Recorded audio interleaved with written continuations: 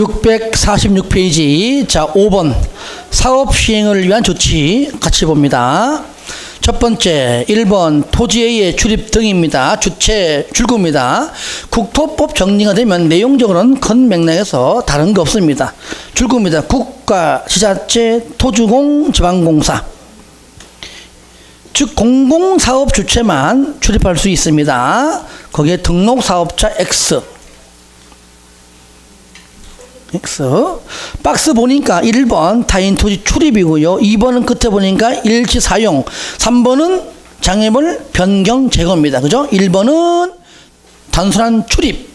2번과 3번은 일시 사용, 변경 제거. 전부 다 국가, 지자체, 토주공, 지방공사가 한다는 것. 2번 손실보상. 자, 손실보상 의무자가 누구냐? 바로 밑에 마지막 줄. 사업 주체입니다. 사업 주체가 손실을 보상해야 한다. 협의 똑같죠? 손실을 보상할 자와 손실 입은 자가 협의해라. 돈 줄 자, 돈 받을 자 하라 그 얘기죠. 3번 토지 등의 수용 또는 사용입니다. 사용. 이것도 공공사업 주체만 가능합니다. 줄거요. 국가, 지자체, 토주공, 지방공사. 여기에도 마찬가지입니다. 등록사업자가 들어가면 안 되겠죠. 4번 수용 또는 사용의 절차, 준용 법률. 토지 등을 수용하거나 사용하는 경우 이 법에 규정하는 것 외에는 무슨 얘기입니까? 이 법이 먼저이지만, 주택법이 먼저이지만 없으니까 뭘 한다고? 두 번째로 공취법을 준용한다 그 얘기예요. 주택법이 먼저고 없으니까 두 번째로 공취법입니다. 공취법이 먼저다, 우선 하면 안 됩니다. 특례. 공취법상 준용하는 경우 공취법상 사업 인정이 언제냐? 사업계획 승인입니다.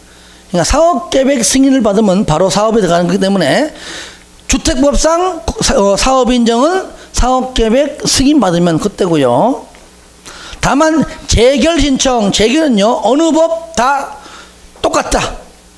무조건 시행기간 이내. 재결은 무조건 시행기간 이내로 하는 것.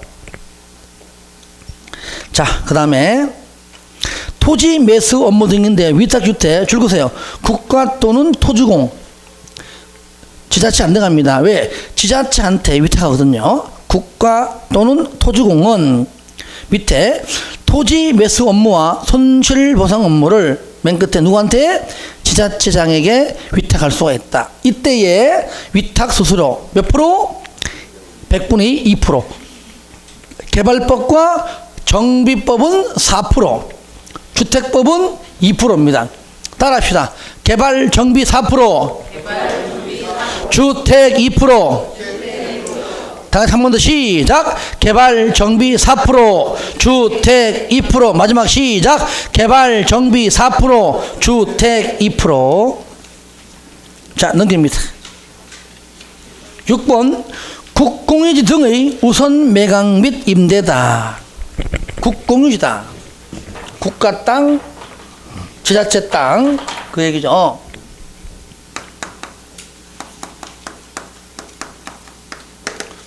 국가 또는 누가요?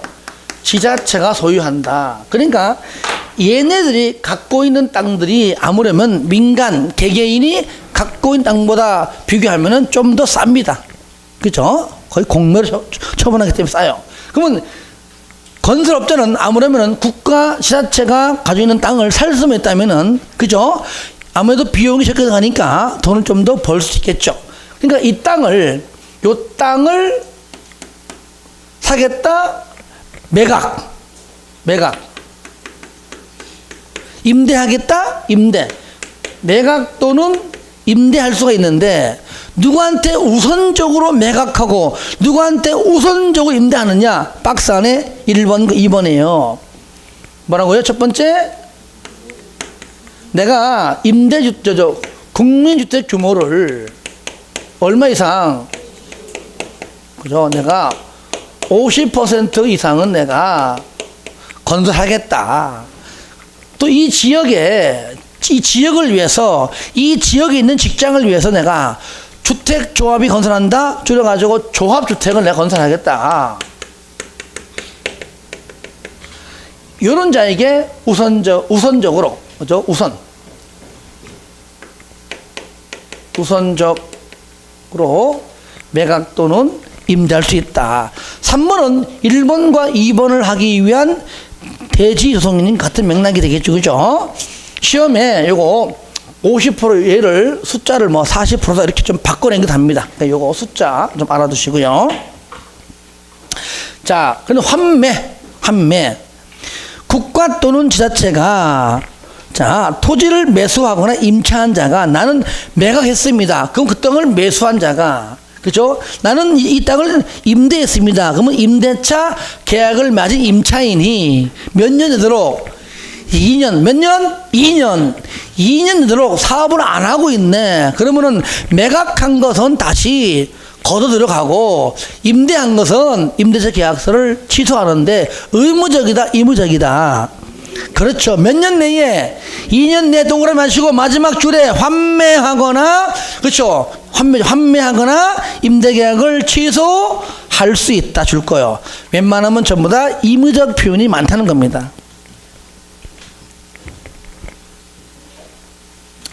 자, 그 다음에 채비지. 다시 말하면 환지 방식인데요. 채비지란 말 자체가 뭡니까? 도시개발법에서 나오는 환지 방식일 때, 그죠? 유일하게 채비지기를 시행자 거다. 요걸 처분해서 수익을 창출한다. 이 채비지 중에서 나오잖아요. 국민주택 건설 용지하려고 해요. 뭐라고요? 국민주택 건설을 하려고 한다.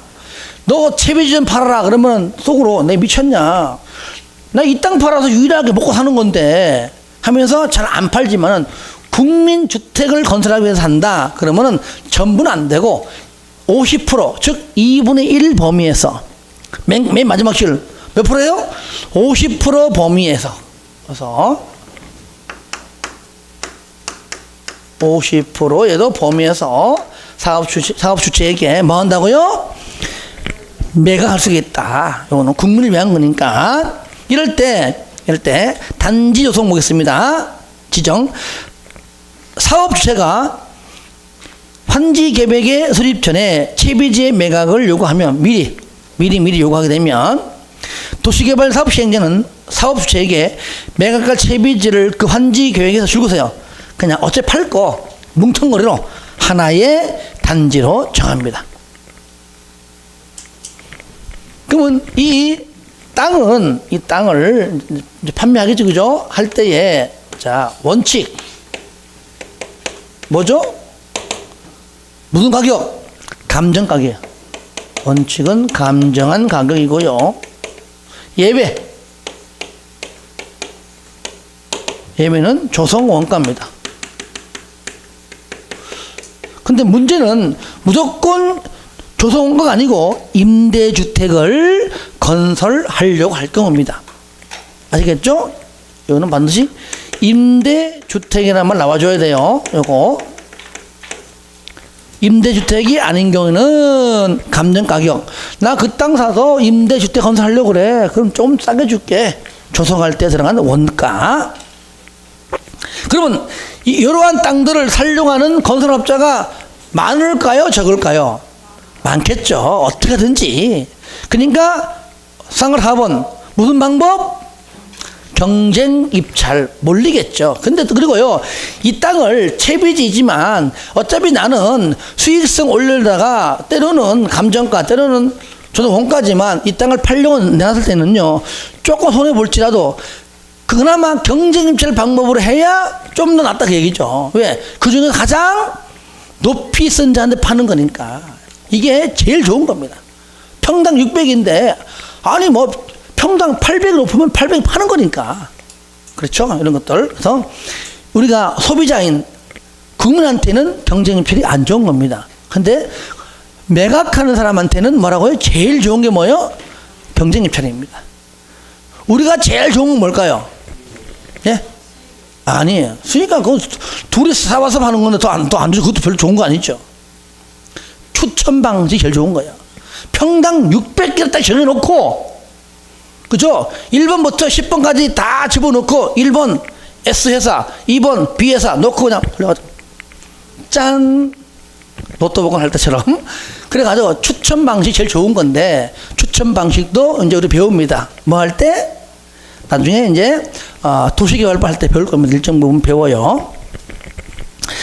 하여튼 간에 경쟁 입찰인데, 그런데 이 땅을 팔겠다 했는데, 공부했는데 와보니까 멋지게 막 양복 탁 입고 뒤에 수영을 들고 딱 왔고 딱 보니까 딱 한 놈 앉아있네. 그럼 뭐예요? 수익이야. 맨 마지막 줄 사업주체가 하나일 때는 어쩔 수 없이 수익액이다. 그렇게 보시면 되겠죠. 8번 서류 열람. 국민주택을 건설 공급하는 사업주체, 주택 건설 사업 등등등 할 때 밑에 등기소 등등 서류 열람 뭐 등사 전부 다 등본 초본 유료 무료 동그라미 무료로 청구할 수가 있다. 간선시설 보겠습니다. 앞에서는 용어 정의 나왔죠. 용어 정의는 1번 의의, 요거는 했으니까 넘어갈게요. 용어 정의고요. 상관 2번 간선시설 설치 대상 및 설치 의무자. 먼저 단독 백호 뭐라고요?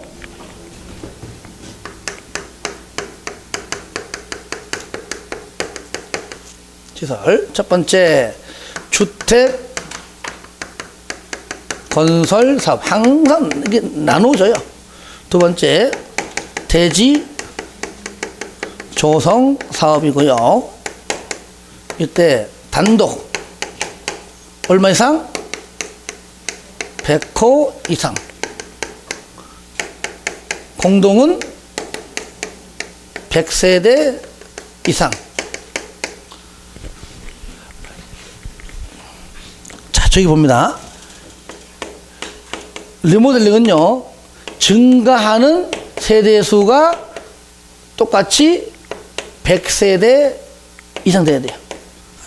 아시겠죠? 리모델링은 아시겠죠? 네, 똑같은 내용입니다. 책 봐요. 거기 가로 안에 리모델링의 경우에는 늘어나는 세대수를 규정한다. 늘어나는 세대수가 100세대 이상이 돼요. 똑같이 100입니다.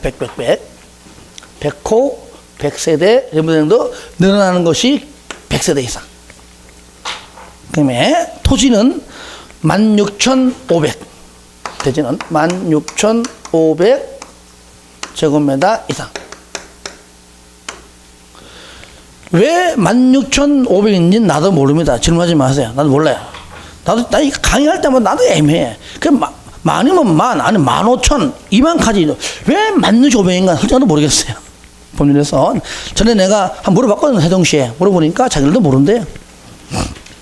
국회에서 만든 거죠. 아마 이 정도면 어느 정도 이렇게 좀 범위가 나오나 봐, 이렇게. 자, 하여튼간에 16,500이죠. 대지는 밑에 간선시설을 설치하여야 한다. 그러니까 얘는 뭐요? 간선시설 설치, 얘는 뭐요? 반드시 해야 되면 의무적. 반드시 의무적이다. 이럴 때 밑에 보세요. 박스 안에 도로하고 상하수도 시설은 누가? 지자체가. 그죠? 지자체에서 반드시 설치합니다. 그래서 상하수도 요금을 바로 지자체에서 걷어가는 겁니다. 전기, 통신, 가스, 난방 등등은 그 전기, 가스 등등에 설치하는 사람이, 그죠? 공급하는 자가. 우체통은 국가가. 요즘 보기 어렵죠, 그죠? 우리가 요거를 우리가 요새 뭐라 부르죠? 빨간 통, 그렇죠? 빨간 통. 요즘은 참 보기 어려워요, 그죠? 없는 데가 많고요. 그리고 3번 통지.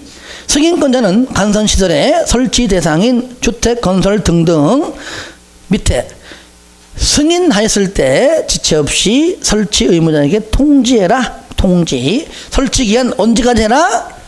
사용검사일까지. 사용검사일까지 불도 안 들어와요. 물도 안 나와. 그러면 사용검사 안 떨어지겠죠. 그러니까 그때까지는 해야 된다는 얘기고요.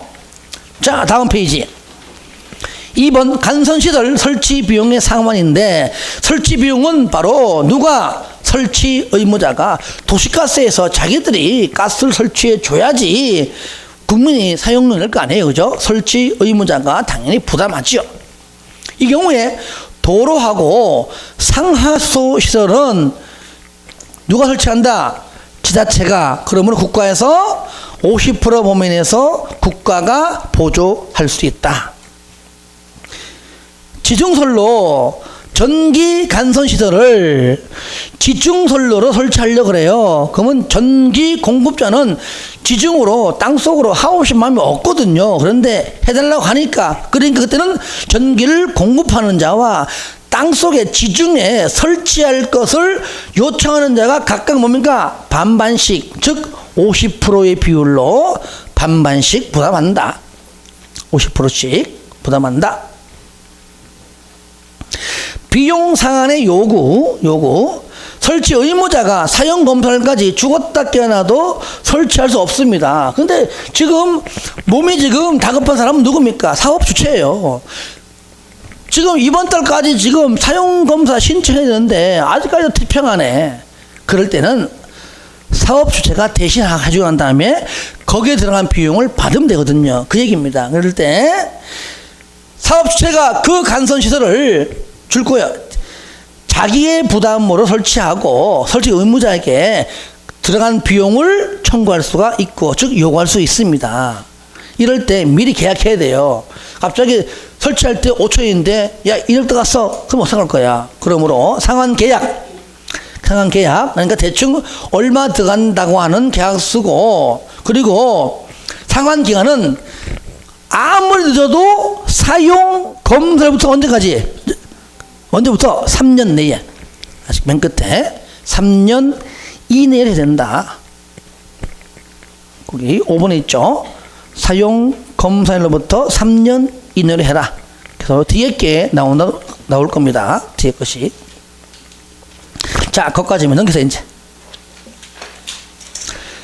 3절 주택의 건설 파트는 그래 볼 거 없습니다. 뭐 거의 시험과 무관하는데 뭐 나온다 할지라도 이거는 뭐 거의 나온 적 없기 때문에 653페이지의 2번 주택의 규모별 건설 비율, 요거는 이제 한번 나온 적 있어요. 1번 국장은 적정한 주택 수급을 위하여 필요하다고 인정하며 밑에 사업 주체가 건설하는 주택의 몇 프로?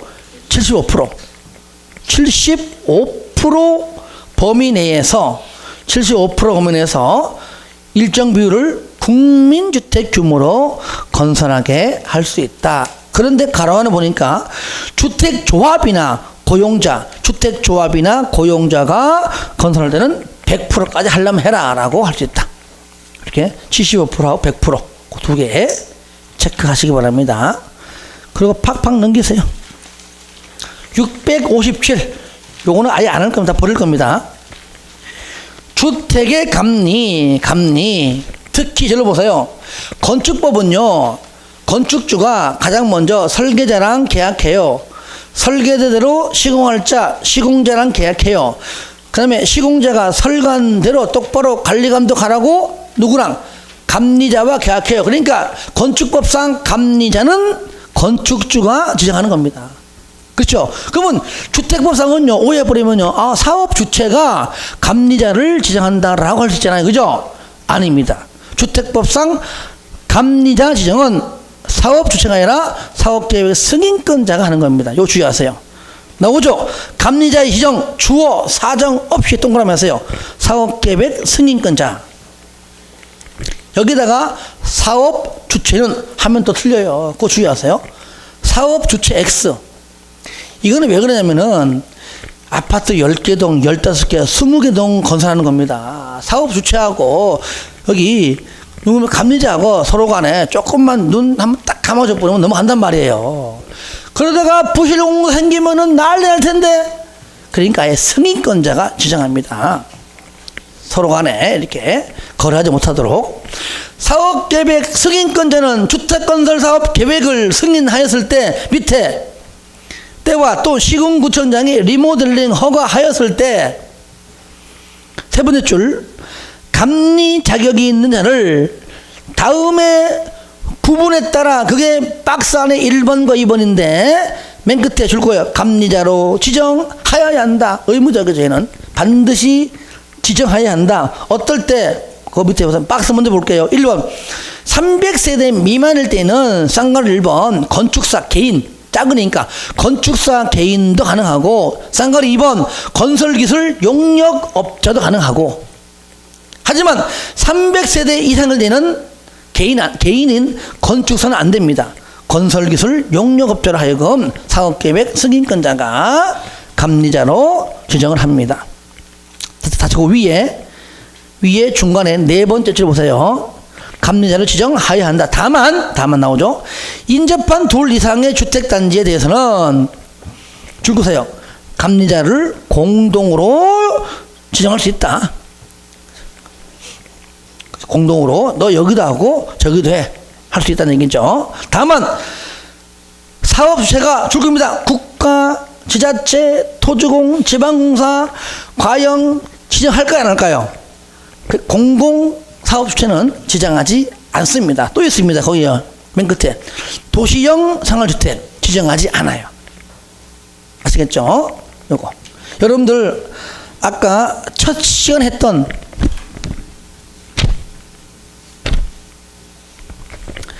여러분들 609 펴보세요. 609페이지 609페이지 펴보시기 바랍니다. 6번 도시형 나오죠. 그죠? 옆에다 적어주세요. 감리자 지정 X 이제 같이 해야 돼. 같이 300세대 미만이에요. 국립주택 규모예요. 그 다음에 도시 지역이어야 돼요. 이제 하나 더 추가하니까 감리자를 지정하지 않아요. 그리고 아마 오늘 못하면 아마 다음 주 할 텐데 분양가 상한제도 적용하지 않습니다. 그래서 그때 할 때 내가 다시 앞으로 넘어가서 옆에다가 저거를 할 겁니다. 그래요. 자, 넘깁니다. 이제 중간 다 버리고요. 661페이지 사용검사인데요. 자, 저를 봅니다. 우리가 이제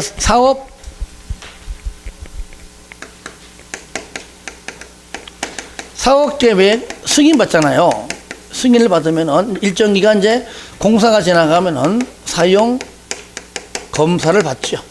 건축법은 사용 승인, 주택법은 사용 검사인데 조금 전에 승인권자가 지자체한테 받는 경우가 있고 또 누구한테? 국장한테 받는 경우가 있고요. 그런데 사용 검사는요. 지자체 중에서 오로지 시, 군구만 가능합니다. 물론 이게 특시, 특도 있습니다. 특시, 특도, 시군, 군대 줄여가지고 이하 시군구고요. 두 번째 국장인데 자 여기서 밑에 건 쉬워요. 국장한테 승인받은 자는 그냥 국장 찾아가서 사업계획 승인 받아라 그 얘기인데 지자체는 무조건 시군구 찾아가서 사용 검사 받습니다. 여기 있죠. 여기 북구에서 10만 이상이건 북구예요. 10만 이상이건 미만이건 사업계획 승인은 무조건 광주 시장 찾아가서 승인 받고 나중에 건설 다 한 다음에 사용 검사는 북구청장이라는 얘기예요. 아시겠죠? 예. 달라요. 무조건 시군구다는 것. 그 내용이 사용검사일 때 첫 번째, 두 번째, 세 번째, 네 번째 줄까지 중간에 사용검사를 받아야 한다까지가 요거. 그러니까 요거대로 알고 계시고 나중에 쉬는 시간을 읽어봐 주세요. 자, 다만부터 봅니다. 다만 공구별 뭡니까? 109 또는 209 요거잖아. 그죠? 공구별로 분할 시행에 따라 사업계획 승인을 받은 경우는 줄 거세요. 완공된 주택에 대하여 공구별로 사용검사를 받을 수가 있고 여기 있잖아요. 착공신고도 공구별로 따로따로 할 수가 있고 그 다음에 사용검사도 따로 할 수 있고 사업계획 승인은 무조건 한 번에 그죠? 한 번입니다. 있고 사업계획 승인 조건의 미이행 등 대통령령으로 정하는 다음의 사유까지 읽어주시고요. 있다면 그냥 공구별 내에서도 뭐라고요? 동별로 101동, 102동 동별로도 사용검사를 받을 수가 있다는 겁니다. 공구별로 받을 수 있고 동별로도 가능하다. 있습니다. 2번 시공보증자 등의 사용검사. 저를 봐요. 사업 주체가 사업하다가 망했어요. 파산했습니다. 그러면 법에는요, 시공보증자 또는 입주 예정자가 잔여공사하고 사용검사 받습니다. 그럼 이렇게 나와 있지만 이것이 순서가 어떻게 되느냐? 요거요. 순서가 자, 사업 주체가 파산됐어요. 순서가 그러면 시공을 보증한 자가 잔여 공사를 하고 사용을 받고요. 얘마저도 파산 됐으면 누가 한다고요? 입주 예정자 대표회의에서 잔여 공사하고 사용 공사 없습니다. 근데 시공 보증자가 아예 없으면 그냥 바로 이렇게 하겠지, 그죠? 없으면 바로 가고, 있으면 하고, 망하면 가고. 요것이 여러분들 박스 봐요. 뭐 밑에 1번 사업 주체의 파산 등으로 사용 검사를 받을 수 없는 경우에는 시공을 보증한 자 또는 입주 예정자가 하는데 순서는 뒤에 나와요. 2번은 뭐냐? 망한 게 아닙니다. 사업 주체가 정당한 이유 없이 아예 멀쩡함에도 불구하고 사용검사를 신청하지 않아요. 밑에 시공을 보증한 자 또는 뭐 시공자, 입주 예정자 다양하게 누구든 할 수 있습니다. 한 대 넘겨보세요. 시험에는요 쌍가로 2번이 잘 나오는데 요것이 이제 순서대로 나온 겁니다. 사업 주체가 파산 등으로 주택 건설 사업을 계속할 수 없는 경우에는 밑에 누가 한다고요? 시공을 보증한 자가 잔여 공사하고 시공하고 사용 검사를 받아야 한다. 다만 시공 보증자가 없거나 아예 처음부터 없다면은 바로 그냥 입주 예정자로, 없거나 파산 등으로 시공을 할 수 없는 경우에 시공 보증자가 없거나 아니면 시공 보증자마저도 파산했다면 그때는 뭡니까? 입주 예정자의 대표회의가 잔여 공사를 시공해서 사용 검사를 받는다. 그렇게 어려운 건 아니죠. 이 경우에 사용 검사를 받은 자의 구분에 따라 줄 거세요. 시공 보증자 또는 세대별 입주자의 명의로 건축물 관리재량 등재 및 소유권 보존 등기를 할 수 있다는 겁니다. 왜? 사업 주체 없는 거니까 한꺼번에 못하겠죠. 3번 사용검사의 기간 쌍거리 2번 얼마 이내에 15일 내, 건축법은 7일 내, 7일 내, 주택법은 15일 내. 자, 사용검사의 효과 써보자. 가져볼게요. 효과 1번 입주 예정자 줄 거세요. 사용검사를 받은 누가 아니면 주택 등을 사용할 수도 없고 사용하게 해서도 안 되고 그 뜻이죠.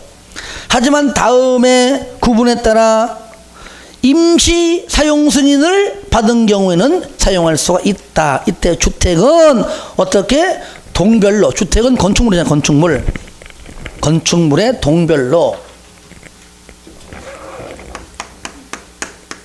임시 사용 승인. 첫 번째 주택은 뭡니까?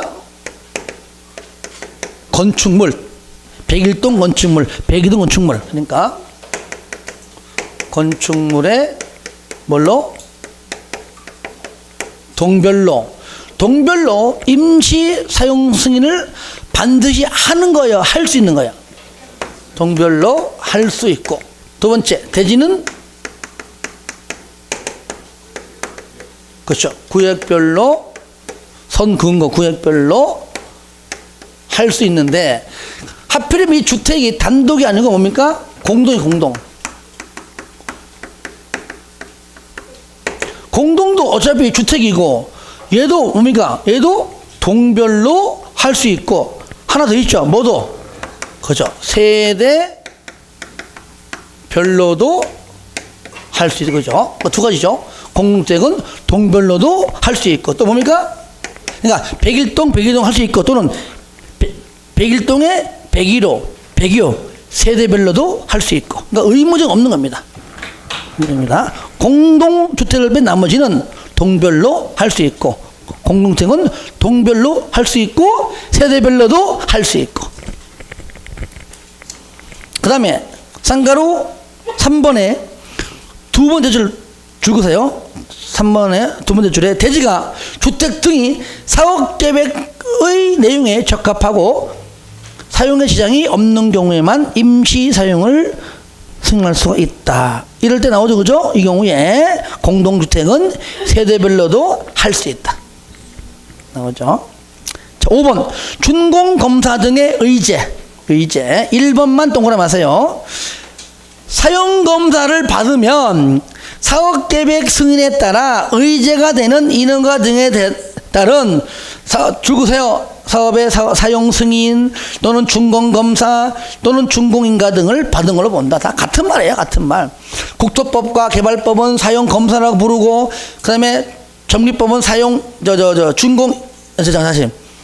국토법이랑 개발법은 준공검사라고 부르고, 정비법은 준공인가, 건축법은 사용승인, 주택법은 사용검사, 주택법상 사용검사 받으면은 다르게 쓰는 용어들 다 인허가 등을 다 받은 걸로 본다. 요거 중요한 겁니다. 그 다음에 자, 넘깁니다. 자, 하나만 하고 오늘 마칠게요. 3번 공업화 주택인데 저를 봐요. 요거는 여기 내용이 이래 보니까 좀 많이 좀 없는데 제가 요약지에 넣어놨습니다. 이것만 보세요. 시험에 나오는 거 없거든요. 자, 봐요.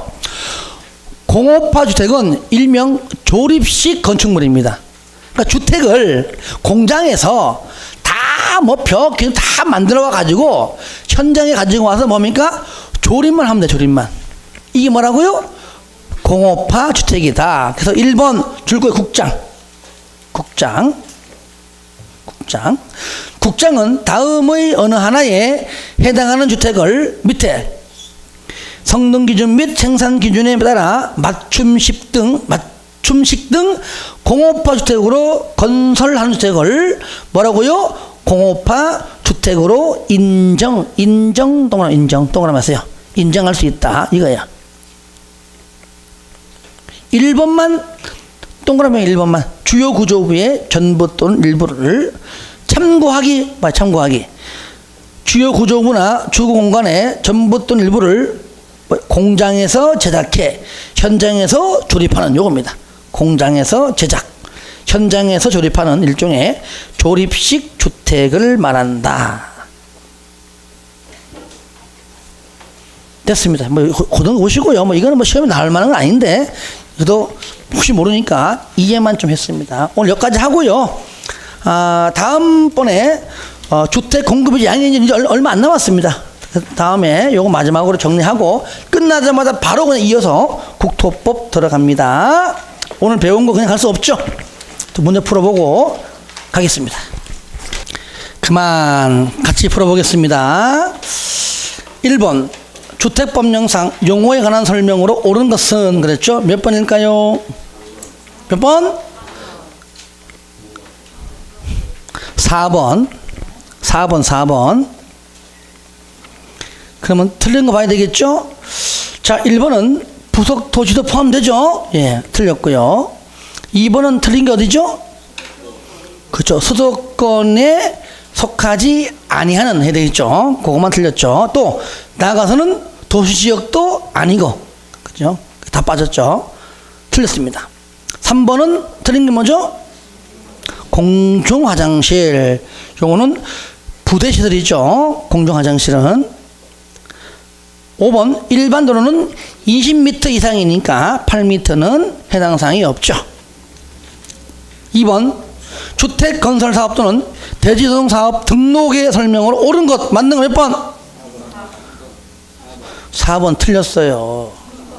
몇 번? 3번. 아까 얘기했잖아요. 아까 첫 시간에 할 수 있다, 하여야 한다. 등록, 비등록 보면 냈다고. 이게 만만하게 보면 안 됩니다. 1번 지자체 비등록, 그죠? 비등록 2번 토주공, 5번 토주공, 2번 토주공은 대지고 5번 토주공은 주택이에요. 둘 다 비등록. 그렇잖아요. 그러면 3번 지방공사는 비등록 맞잖아요. 4번은 근로자를 고용하는 고용자가 등록사업자랑 공동으로 합니다. 그때 반드시 시행하는 건 맞아. 근데 등록한 사람하고 공동으로 하니까 등록할 필요가 없다. 비등록이죠? 예, 비등록.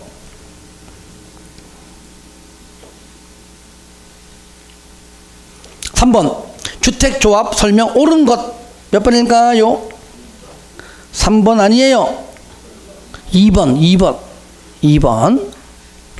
1번 국민주택을 공급받기 위하여 무국직공 신고 인가 틀렸죠, 그죠? 네, 국민주택은 신고고요.